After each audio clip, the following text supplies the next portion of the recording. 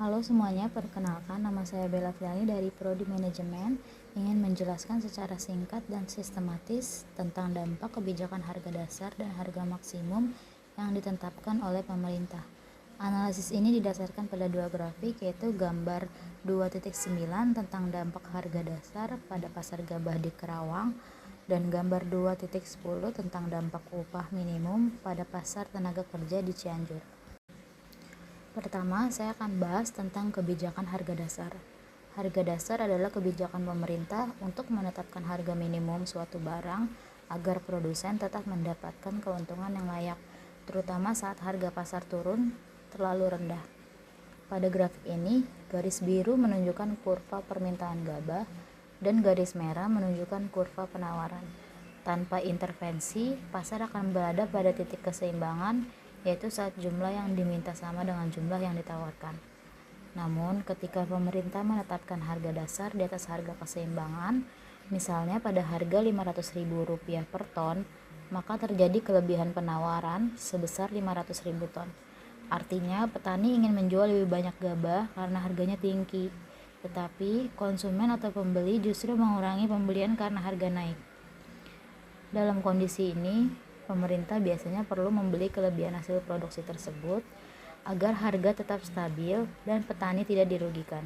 Dengan kata lain, kebijakan ini membantu melindungi produsen, tetapi juga bisa menyebabkan inefisiensi pasar karena produksi menjadi berlebih dan beban anggaran pemerintah meningkat.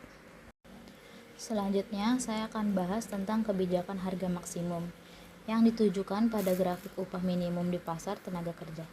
Harga maksimum atau dalam konteks ini disebut upah minimum adalah batas harga tertinggi atau terendah yang boleh berlaku di pasar tenaga kerja. Dalam hal ini ditetapkan sebagai upah minimum provinsi atau UMP. Tanpa kebijakan, pasar tenaga kerja akan seimbang di titik pertemuan antara permintaan tenaga kerja oleh perusahaan dan penawaran tenaga kerja oleh pekerja. Namun, ketika pemerintah menetapkan upah minimum di atas tingkat keseimbangan, misalnya pada titik Rp3.000, maka terjadi kelebihan penawaran tenaga kerja. Akibatnya, jumlah orang yang ingin bekerja lebih banyak daripada jumlah tenaga kerja yang dibutuhkan perusahaan. Kondisi ini menimbulkan pengangguran seperti yang terlihat pada grafik, yaitu sebesar 5.000 orang per bulan. Jadi, meskipun kebijakan upah minimum bertujuan untuk meningkatkan kesejahteraan pekerja, namun di sisi lain bisa menyebabkan berkurangnya kesempatan kerja, terutama bagi tenaga kerja berkemampuan rendah.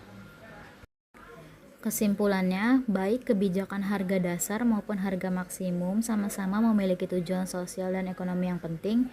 Harga dasar melindungi produsen dari harga yang terlalu rendah, sedangkan harga maksimum melindungi konsumen atau pekerja dari harga atau upah yang terlalu rendah. Namun, keduanya dapat menyebabkan distorsi pasar jika tidak diimbangi dengan kebijakan pendukung lain seperti subsidi, pembelian pemerintah, atau program peningkatan produktivitas. Demikian penjelasan analisis grafis mengenai dampak kebijakan harga dasar dan harga maksimum. Terima kasih telah menonton.